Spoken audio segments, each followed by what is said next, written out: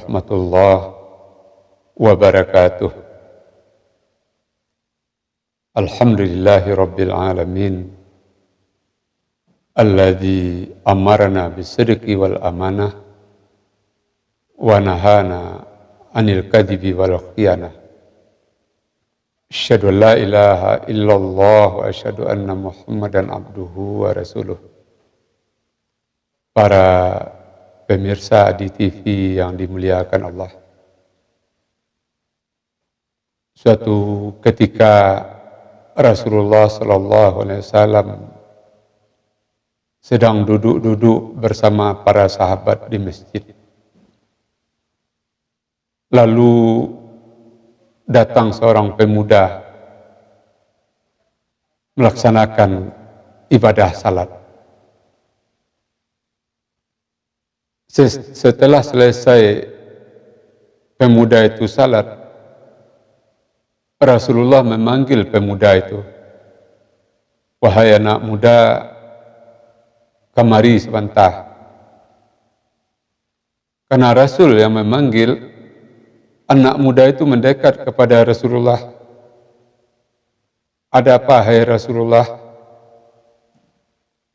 Rasul berkata kepada pemuda itu, "Ulang balik salat itu. Sebentar ini kamu belum salat." Kaum muslimin, para pemirsa yang dimuliakan Allah. Karena Rasulullah yang menyuruh ulang, pemuda itu tidak banyak cakap. Langsung dia pergi ke tempat salatnya dan langsung dia ulang kembali salatnya itu.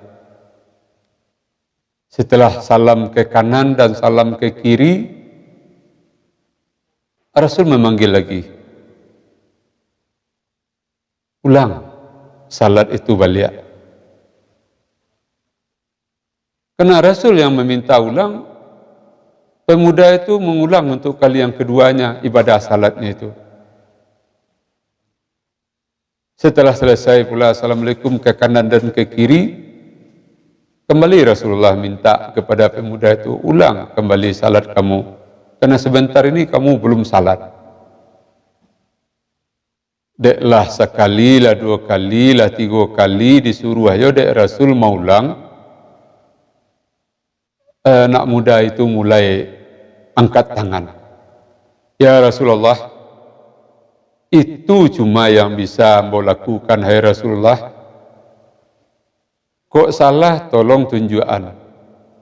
Kok kurang tolong ditukuk. Kok lamah tolong dibilai. Kok sayui tolong diulih." Itulah bahasa awaknya kira-kira Bapak dan Ibu. Mendengar itu Rasulullah sallallahu alaihi wasallam mengajarkan kepada pemuda itu, salat itu hakaza, hakaza, hakaza. Salat itu seperti ini, seperti ini, seperti ini. Mengambil iktibar dari apa yang terjadi di zaman Rasulullah itu, kalau seandainya kita salat di dekat Rasulullah sallallahu alaihi wasallam, apakah salat kita ini akan lulus sensor? Apakah salat kita ini tidak disuruh oleh Rasul mengulang lagi?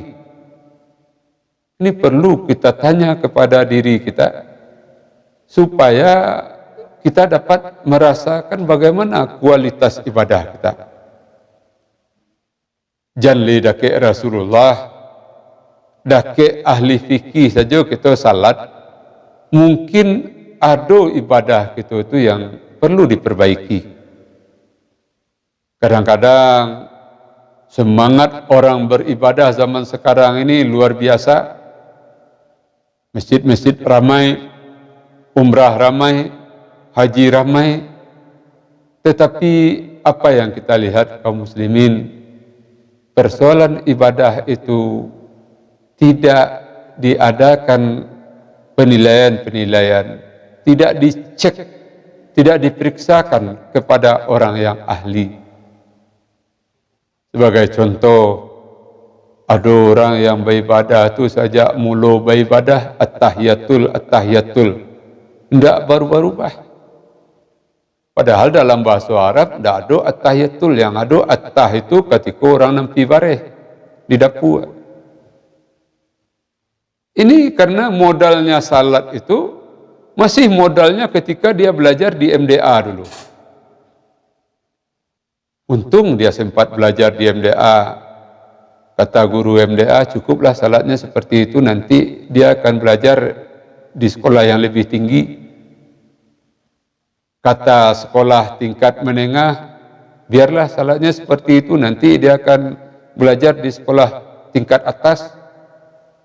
Kata guru yang sekolah tingkat atas mengatakan, cukuplah salatnya seperti itu, tidak usah diulang lagi, tidak usah ditekankan lagi, dia akan belajar di perguruan tinggi.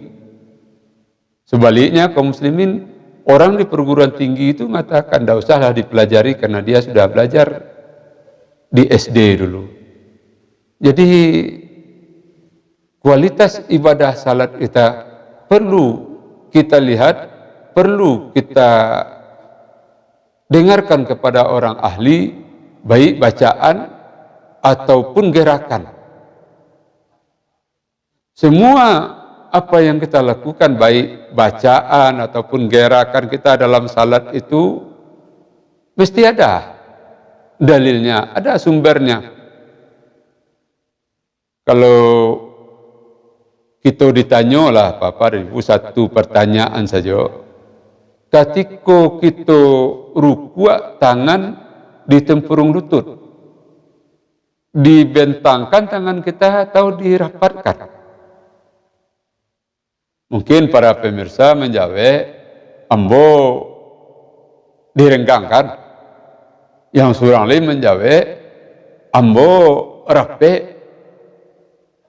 Jadilah kaum muslimin, yang merenggangkan, kenapa direnggangkan? Apa dalilnya direnggangkan? Yang dirapatkan, kenapa dirapatkan? Apa dalilnya? Banyak orang menjawab, menceliak contoh karena sudah, itu dulu celiak guru-guru kita, itu dulu dipelajari waktu ketek, kita tidak mendalami.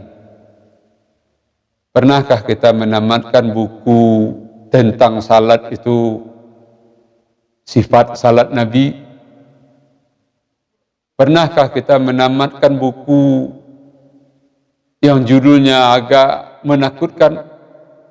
Kalau kita baca buku itu, kita akan takut, cemas. Apa judul buku itu kaum muslimin? Betulkanlah salat Anda. Kalau dibaca buku itu, basuh di kita, iko kurang, iko lun semporono. Tamanuang kita kaum muslimin. Lah sekian umua salat kita alun sempurna. Ibadah kita tidak didukung oleh dalil-dalil. Ba'a kita menghadap Allah Subhanahu wa taala. Panjang agak-agak kita kaum muslimin. Panjang pemikiran kita. Ba'a kita akan mewarisi surga Firdaus. Karena dalam Al-Quran surat Al-Mu'minun itu dikatakan orang yang akan mewarisi surga Firdaus itu orang yang dalam salatnya khusyuk. Sudah sejauh mana kita bisa khusyuk di dalam salat itu perlu kita renungkan, perlu ada gerakan peningkatan ibadah. Imam Ghazali menulis buku Bidayatul Hidayah. Ada yang mensyarahkan lagi menjadi Marakil Ubudiyah, jenjang-jenjang peribadahan. Di sana itu dijelaskan bagaimana beribadah itu yang sesuai dengan yang dicontohkan oleh Rasulullah. Bagaimana memaknai ibadah itu, sekedar gambaran kaum muslimin untuk membaca Al-Fatihah saja.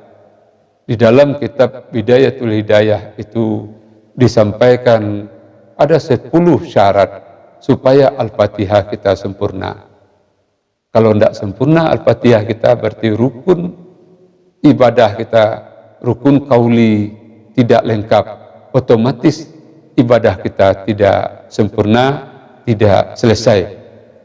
Kalau ibadah tidak cukup rukun, ibadah kita tidak sah. Kalau tidak sah, ibadah kita tidak melapihkan kewajipan. Kalau kewajipan tidak lapih, badoso. Kalau badoso, masuk neraka. Kalau masuk neraka, sangsaro. Kalau tidak percaya, cuba. Itulah renungan kita. Banyak maaf. Assalamualaikum warahmatullahi wabarakatuh.